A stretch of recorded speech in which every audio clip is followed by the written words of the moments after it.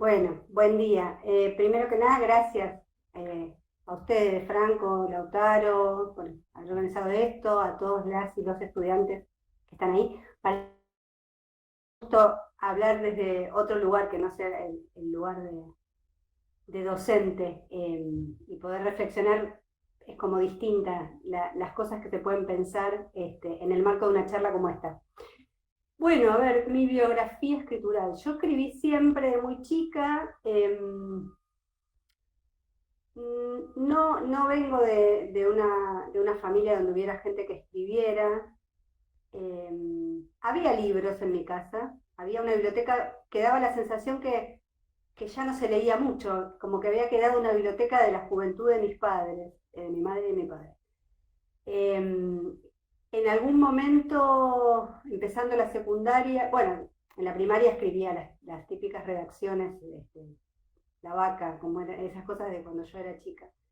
Y me iba muy bien, siempre me destacaban las profesoras de lengua, las maestras de lengua. Pero bueno, leí todo lo que era como curricular de la escuela hasta que en realidad cerca del séptimo grado, por ahí descubrí la Biblioteca Popular de Aedo, yo soy de Aedo, que quedaba al lado de mi escuela. En esa época había mucha interacción en todas esas instituciones públicas, cosa que ojalá vuelva a estar presente, esto de ir a la biblioteca y estas cosas. Yo sé que ahora, bueno, todo mucho más virtual. Pero empecé a ir a la biblioteca y la bibliotecaria se ve que algo olfateó porque me empezó como a recomendar lectura, ¿viste? Yo iba, bueno, no sé, quiero leer algo. Y por ahí yo llegué la primera vez y pedí Mujercitas y entonces lo leí y cuando llevé Mujercitas ella me dijo, ¿por qué no lees esto? Y me empezó como a pasar lecturas. Y así en ese marco, para mí una señora, ahora pienso que probablemente fuera joven, pero nunca supe, no sé su nombre, pero me acuerdo que me pasó libros de Verne, me pasó, bueno, como clásicos así de literatura de aventura, de Mark Twain, y me empecé como a enganchar con la lectura, y eso fue como en la primaria.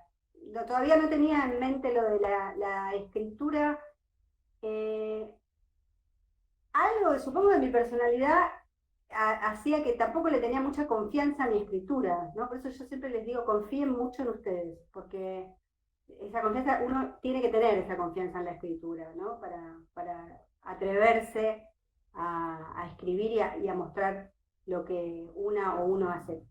Y ya en la secundaria descubrí lo primero, en primer año de la secundaria fue a Cortázar, por un profesor, siempre cuento esta anécdota de lengua, que aprovechaba cada vez que quedaba un rato al final de la clase, nos contaba un cuento. Evidentemente tenía muchas capacidades de narración oral, porque los contaba, no los leía.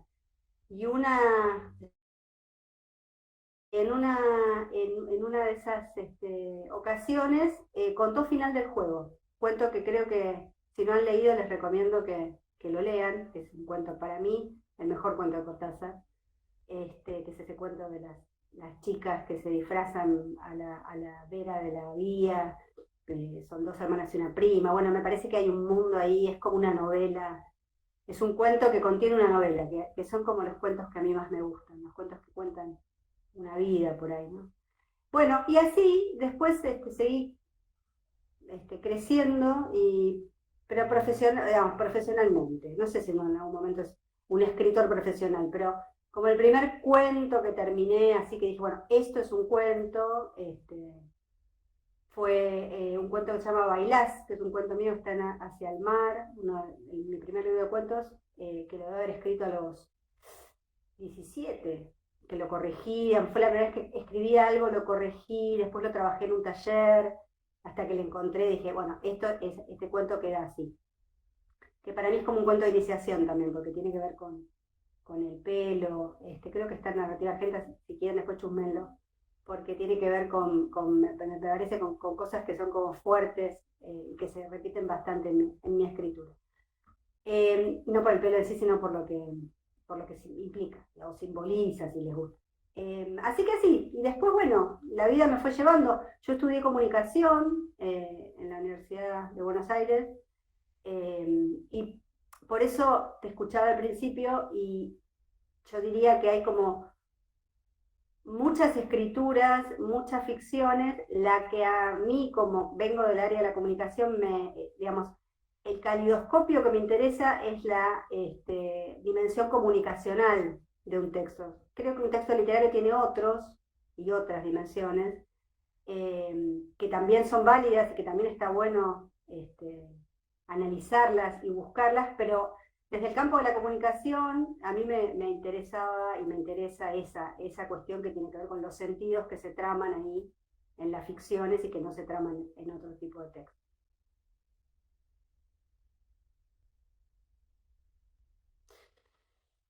Bueno, ah, yo creo que siempre cuando escribo algo, me estoy preguntando algo y estoy tratando de responder algo que tiene que ver con la dimensión de, digamos, de lo humano y de también de las condiciones de la sociedad. Eso me pasa a mí.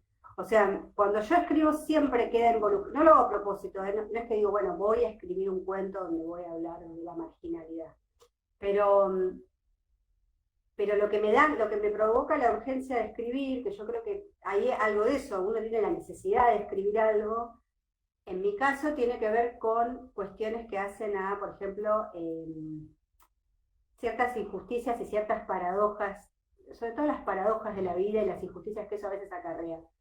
Por ejemplo, yo tengo un cuento que se llama eh,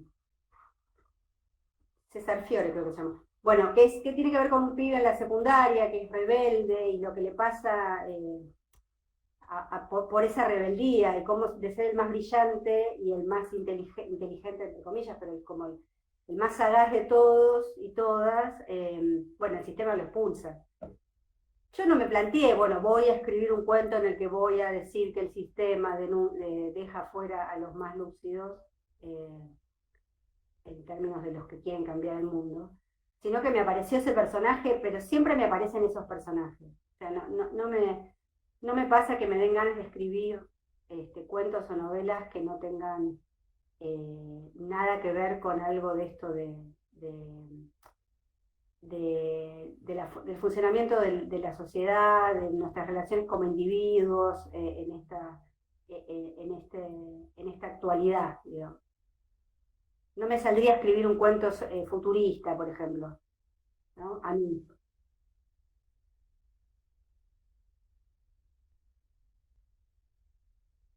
Bueno, es difícil, ¿no? Uno siempre tiene miedo que los otros y las otras se den cuenta y se enojen. La otra vez, hace un tiempo, escuchando la entrevista a César Aira, autor que ustedes van a ver el año que viene con Ulises Cremonte en el Laboratorio de Escriturador, Aira decía como que, bueno, que él escribe muchas cosas que están basadas en cuestiones reales, o sea, de la vida, y que entonces lo que hace es, al que hace quedar peor es a él, cosa que nadie se puede ofender, porque el primero que queda como mal parado es él, con lo cual cualquiera que aparezca ahí, él le puede decir, bueno, pero mira, yo quedo como un nabo. Eh, Hay algo de esto. Otra, Esther Cross, que es otra escritora que yo admiro mucho, alguna vez leí que decía, un escritor es un traidor a la familia, porque es el que viene como a contar, a sacar los trapitos al sol, a contar cosas que no se quieran contar. Yo no sé, creo que uno cuando es más chico, cuando recién empieza, más chica, está la ficción para disfrazar lo más posible eso. Con los años creo que me importa cada vez menos disfrazarlo, como, no sé, uno se va poniendo grande y tener menos paciencia para esas cosas, y creo que en definitiva uno y una como escritora siempre está hablando medio de lo mismo. Y después lo que pasa con lo biográfico es que uno tiene como, bueno, como un archivo de recuerdos de personajes, de escenas, de cosas que a uno por diferentes motivos eh, lo marcaron, y esas cosas para mí vuelven a aparecer, ¿no? Y me parece que en general a todos y todas los y las que escribimos nos pasa eso. Estamos siempre hablando un poco de lo mismo, de esas cosas que nos marcaron y de esas preguntas que nos seguimos haciendo en relación a esas primeras experiencias de la vida. Creo que hay como, uno es como que recibe como varios chapuzones cuando es chica o chico y después se pasa toda la vida pensando sobre eso. Eso es lo que pienso hoy, que como yo siempre digo, viste que yo voy cambiando, Ahora pienso eso, capaz que el año que viene me entrevistan y les digo otra cosa, pero hoy pienso eso.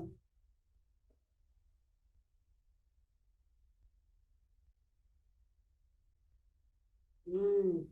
Bueno, primero les quiero decir, como en relación al cuento, diviértanse, escriban algo que les divierta.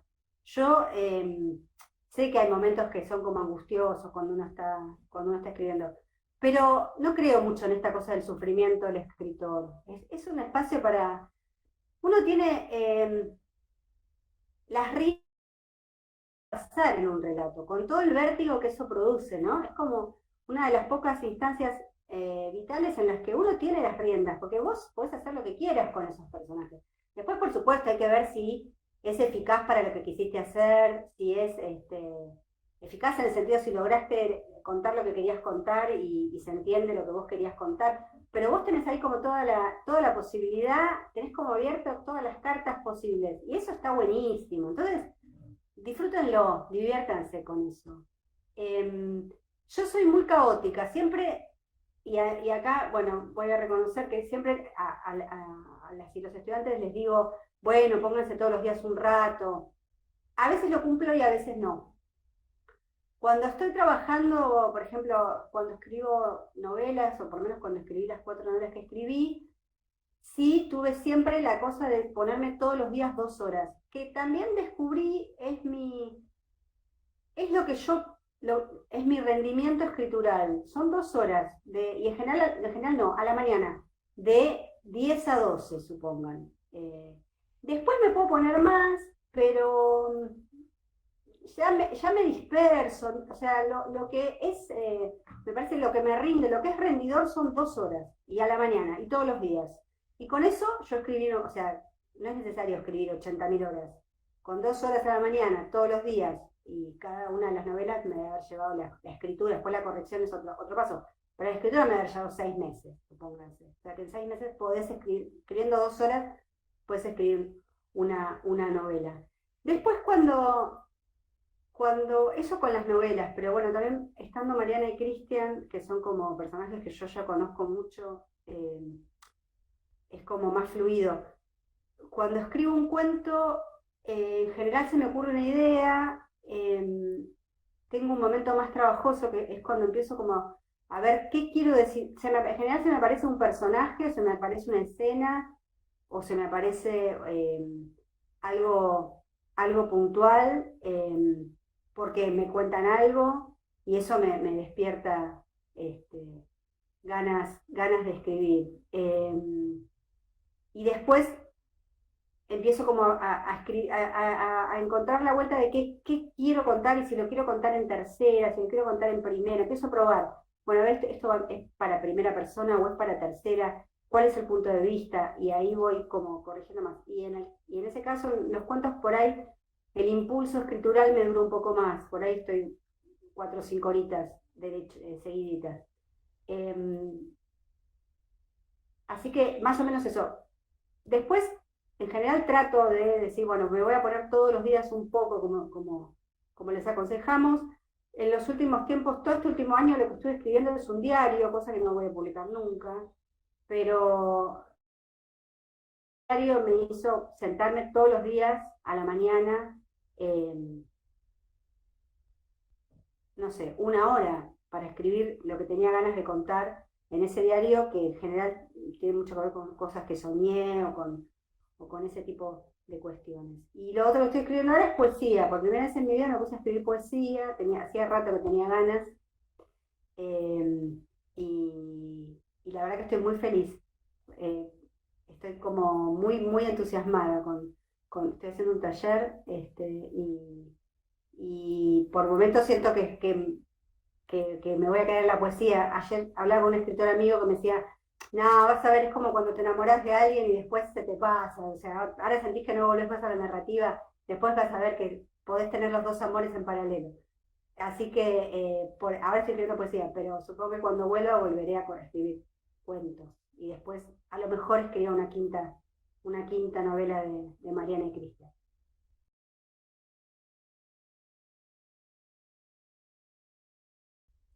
Sí, totalmente. Bueno, yo creo que sí, a ver, los narradores que a mí más me gustan también han escrito o escriben poesía, ¿no? Yo creo que ahí hay una conciencia de la lengua que está buenísima, que esté, aun cuando uno esté leyendo un relato.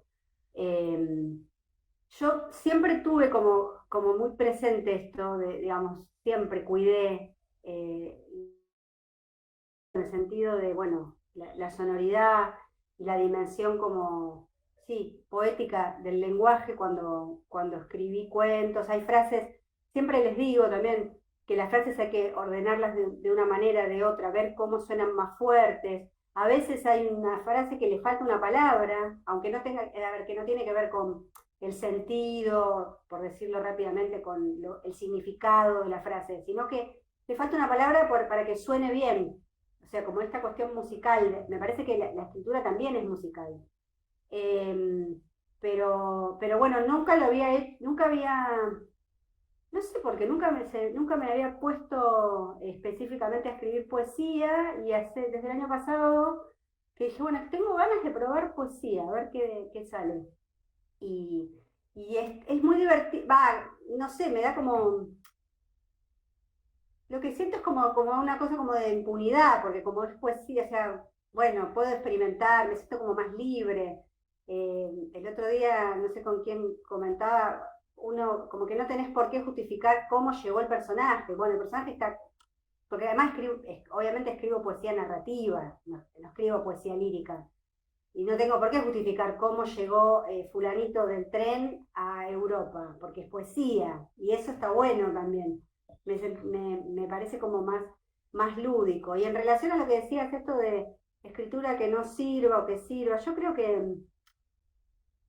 en estos tiempos que estamos viviendo donde todo esto de para qué sirve, ¿no? De la funcionalidad, eh, la escritura digamos, por lo menos la escritura de ficción está bueno que no sirva para nada. Pensarlo así también, como un espacio de creación, de ver qué pasa, de experimentación. Por supuesto que, vuelvo, siempre creo que es imposible que en esas escrituras no aparezcan cosas. Siempre. Por eso esto de lo que dice la narrativa o la ficción que no dicen los textos no ficcionales. Pero uno como productor, la palabra productor el lenguaje es tramposo, ¿no? Muchas de los términos y las metáforas y sí, las palabras tienen una carga semántica que tiene mucho que ver con el funcionamiento del capitalismo y del sistema, ¿no?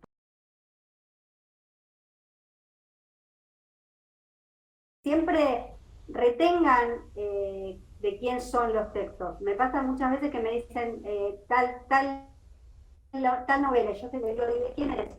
Ah, no sé. No, uno tiene que saber de dónde viene cada Claro. escritura. Y otra cosa que les aconsejo que ustedes que son jóvenes y están empezando, anoten lo que leyeron. Anoten, lleven un cuadernito donde anoten tal novela de fulano, porque después pasan los años y uno no tiene el registro de todo lo que leyó o quiere Claro. releer y no se acuerda cómo se llama, ese tipo de cosas. Y la otra cuestión que también les quiero señalar, que también es bastante polémica, pero que yo la banco a full, es marquen los libros, subrayen, anoten. Los libros son material de trabajo. ¿Cómo se dice? Una escuela que dice, ay no, el libro no se toca, ¿cómo lo vas a escribir? El libro es un material de trabajo, el libro está para subrayar, para pasarle resaltador, para poner al lado una idea que me despertó, porque además hay cosas que después no me las acuerdo más.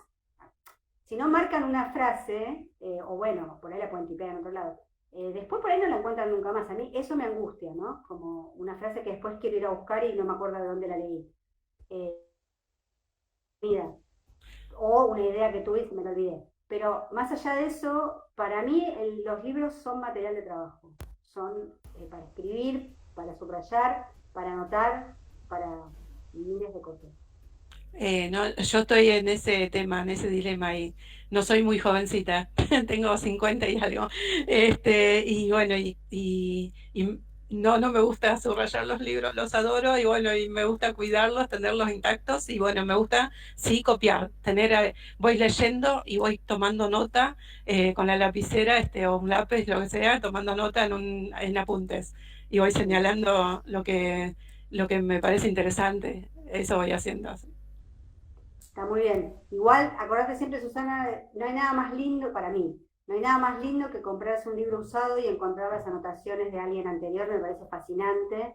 Y otra cosa es, hay millones de ediciones de las notas de, supónganse, las cosas que escribía Cortázar en los márgenes de los libros. O sea que hay algo ahí que está bueno también, que no sea tan totémico un libro, ¿no? Que el libro sea algo donde también se escribe, sea como más palincéstico, ¿no? Pero bueno, eso va con cada uno.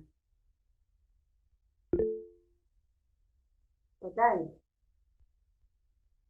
sí, sí. La nota al pie de Walsh.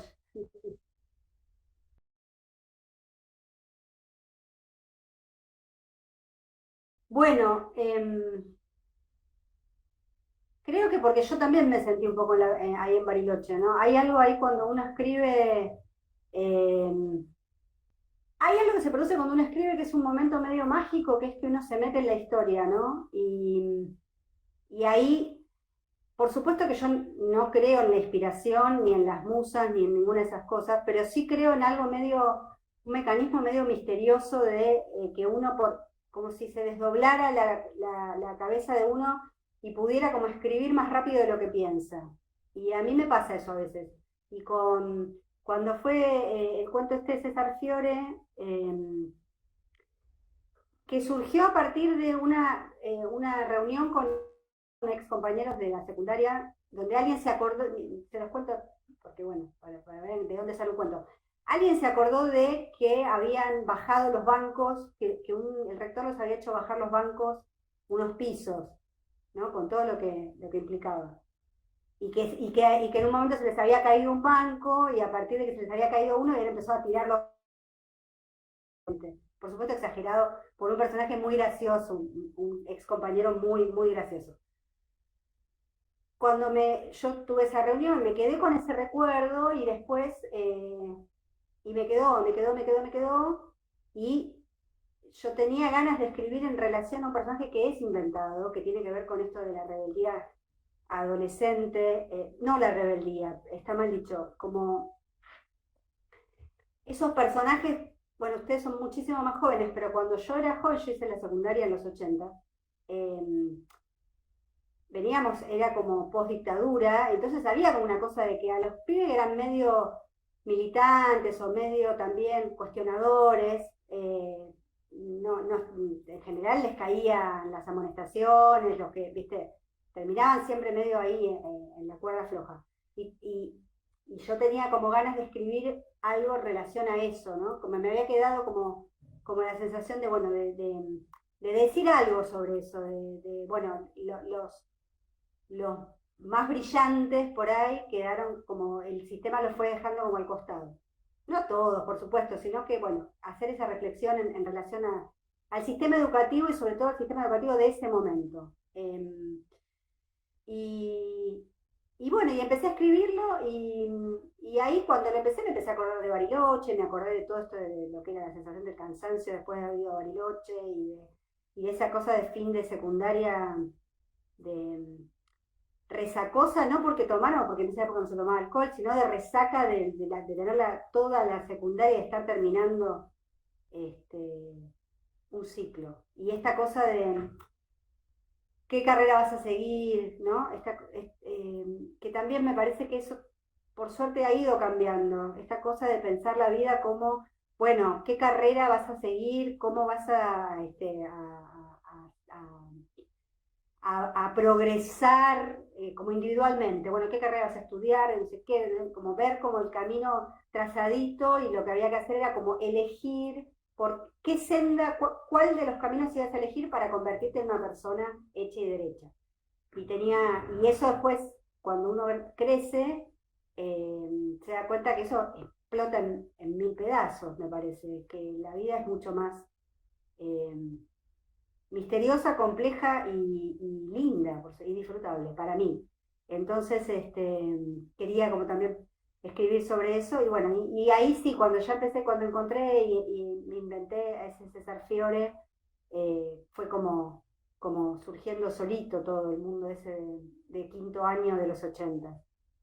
Alguien preguntaba algo de mochila, pero no llegué a leerlo, y espero haberte respondido.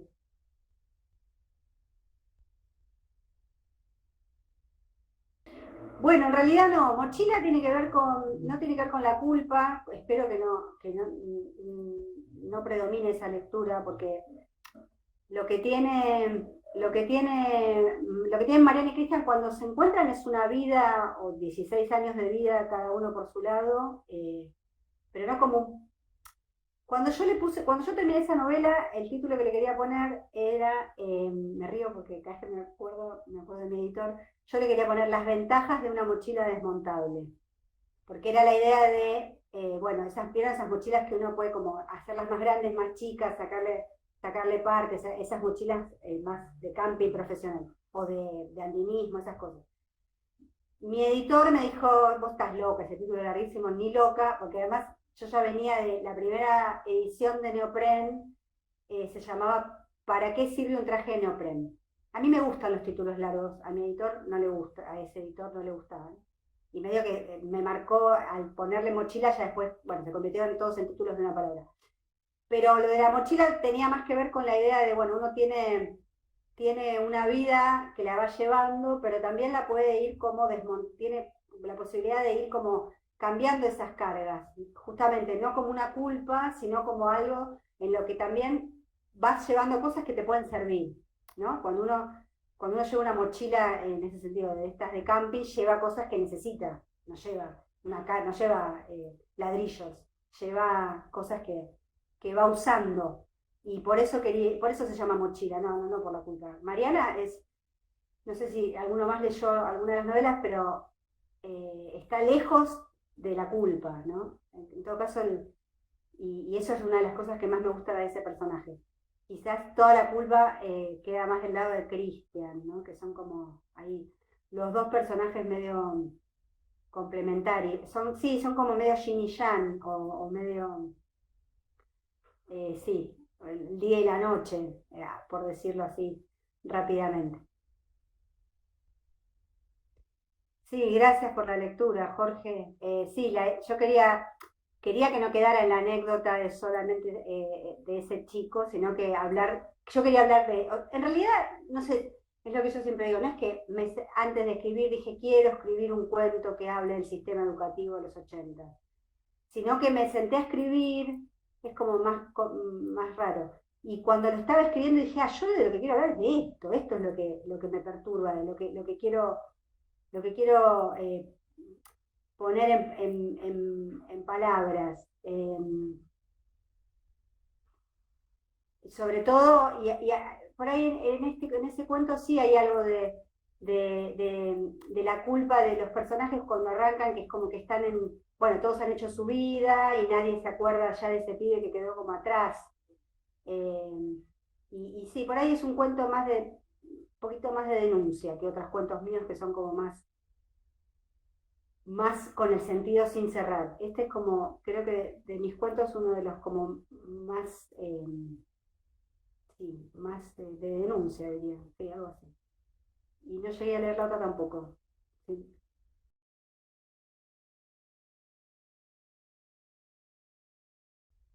Bueno, los nombres para mí son fundamentales. Gracias. ¿Cómo es el nombre de la estudiante? Sol, buenísima tu pregunta. Para mí son re importantes, y Franco se ríe porque siempre los volví locos y locas en el laboratorio y en la materia. El nombre es lo todo, para mí tiene que ser como coherente, sobre todo cuando uno escribe, no, igual, aun cuando escriba ciencia ficción, lo que sea, para mí el nombre es fundamental, tiene que ser creíble, no es lo mismo, no, o sea, hay alguien que es que Mariana, bueno, con Mariana hay un gran problema que es que le puse Mariana y yo soy Marina, ¿no? Que un poco inconscientemente creo que. Con lo cual, cuando yo lo elegí, no pensé en eso, se lo juro, pero evidentemente, además yo he sufrido ante toda mi vida, me ha pasado que me dicen Mariana, y es como un clásico que me confunden el nombre. Mariana y Marina son bastante parecidos, de una letra sola, y me confunden el nombre. Entonces, bueno, ese Mariana quedó ahí, pero en realidad yo se asocio, vieron que los nombres tienen, para mí, bueno, como asociación sintagmática, en el sentido de, bueno, Marina y Mariana tienen una letra de diferencia, o sea, están cerquita en términos del sintagma, pero desde el punto de vista paradigmático de los sentidos que se asocian, para mí son completamente distintos. Una Mariana y una Marina no tienen nada que ver. Una Mariana es más parecida a una Valeria, supónganse, para mí. Y una Marina es más parecida a, bueno, es mi nombre, es difícil, pero por ejemplo, eh, un Claudio y un Claudio y un Guillermo son como nombres que sintagmáticamente son muy distintos, pero me puedo imaginar a la misma persona. O sea, un personaje que se llama Claudio, que se llama Guillermo, me lo imagino muy parecido.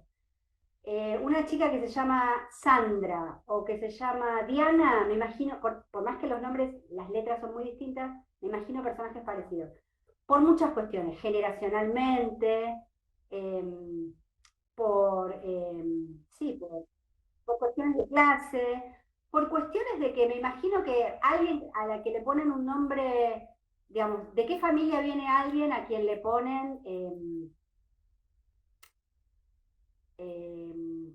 no sé, bueno, un nombre raro, ¿no? No quiero decir ningún nombre raro porque además es yo, pero un nombre como muy, muy estrafalario o un nombre muy poco común.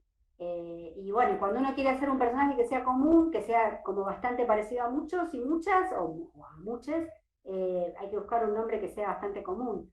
Eh, Acá está Franco, que no me va a dejar mentir, que cuando él escribió su novela La huevósfera, y bueno, ya la había escrito, pero cuando me la mostró y el protagonista se llamaba Jorge, tuvimos largas discusiones porque yo le decía, un Jorge no es alguien de tu generación, un Jorge es alguien de más grande que yo, ya ni de mi edad hay Jorge. Y tuvimos toda una discusión, por supuesto, Daloste hizo lo que quiso y le dejó Jorge. Se lo cambiamos. Perfecto. Mira, me había olvidado, pensé que esa discusión la habías ganado vos. Eh, y ahí está, bueno, y es un Juan. Eh, y que es un nombre como más. Bueno, hay nombres que son muy universales. Un Juan es un nombre que puede ser alguien grande, alguien joven. Hay nombres que además han vuelto. A mí, por ejemplo, después hay cuestiones que son como muy personales. Por ejemplo, para mí los Martín siempre es canchero. Puede ser viejo, joven, deportista, intelectual, pero es canchero. Es como, se la sabe lungas un Martín, ¿no? Pero bueno, tiene que ver con, me parece, con recorridos y con quién, a quién conoció uno o una en la vida. Pero sí, para mí es muy importante el nombre. ¿Y saben qué? Y también los apellidos. Yo ahora no sé dónde fue a parar, pero todo el tiempo lo lamento. Yo tenía una guía de esas de los teléfonos de antes, no sé, ustedes no saben ni de lo que les hablo, pero la guía de teléfonos, y cuando tenía que buscar un apellido la abría al azar y empezaba a mirar.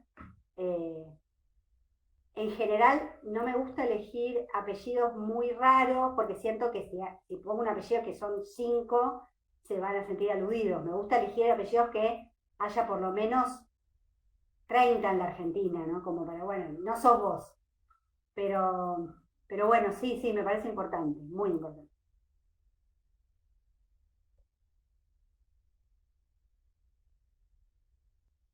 Bueno, muchas gracias. Yo tenía, cuando yo empecé a escribir todo lo de Cristian y Mariana, que Cristian supe que se llamaba, poniéndole los nombres, supe que se llamaba Cristian casi enseguida. Cristian es un nombre que para mí tiene todo un universo ahí paradigmático, alguien como muy muy cuidado, muy medido. O sea, una madre que le pone Cristian al hijo me parece que es una madre particular. Pero bueno, es como, bueno, otra vez lo mismo, ¿no? Más allá de cuestiones religiosas, ¿eh? Me parece que da cuenta de un vínculo ahí con su hijo, o del hijo con la madre. Yo lo único que tenía era la escena de que Mariana había ido a rendir la materia que debe de la secundaria, no sé si alguno leyó Neopren, pero bueno, Mariana, Neopren, lo que ocurre es que Mariana rinde mal, ya está, sí, no sé si sobreprotegió, pero un hijo particular, o un vínculo particular. Eh, digo, la escena esto digo, en Neopren lo que ocurre es un viaje que empezó cuando Mariana reprobó la materia que tenía que rendir, que el padre la está manteniendo. Mariana ya es grande, ya tiene como 20 y pico de años, para que termine la secundaria de una vez, y Mariana rindió mal y se raja a Puerto Pirámide, en realidad termina en Puerto Pirámide, pero bueno, se va para el sur con Cristian, que acaba de terminar su carrera de biólogo y que tiene que presentar los papeles para irse a hacer una beca a Holanda. Eso, así empieza Neopren para los que no lo leyeron. Pero yo lo primero que tuve fue toda la escena de Mariana reprobando el examen, peleándose con el profesor o profesora. Sé que tengo ahí un tema con la secundaria, porque otra vez el tema del sistema educativo de los 80. Y, y bueno, y había todas unas 50 primeras páginas que yo terminé tirando. Cuando a mí me preguntan esto, bueno, ¿se puede tirar cosas? Yo tiré la mitad de la novela, chicos y chicas. O sea, la novela tenía 50 páginas previas a ese momento en que ellos están en un bar en Sierra de la Ventana, que se han equivocado de micro. Así, la escena con la que empieza la novela es que están sentados tomando una cerveza y que se confundieron y se tomaron un micro, que en lugar de ir derecho a Bahía Blanca, entraba en Sierra de la Ventana, o terminaba en Sierra de la Ventana. Así empieza la novela.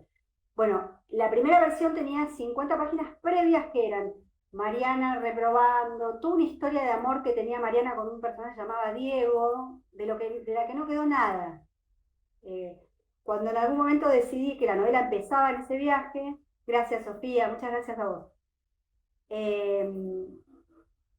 Bueno, todo eso lo perdí, pero ahí, en cuanto tuve esa escena de ella rebelde, no me acuerdo si no le pateaba algo, pateaba a los bancos, algo hacía en la escena en la que reprobaba el examen, y a ella la tuve clarísima, y él tiene muchas cosas mías.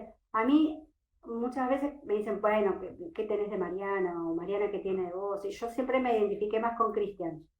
Eh, claro, por los dos, yo era muy buena alumna en la secundaria, porque hasta acá parece que hubiera sido, bueno, yo era muy buena alumna y siempre no me llevé nunca ninguna materia, así que era más parecida a Cristian. Y algo de esto de la vida ordenadita y todo eso. Así que así fueron surgiendo.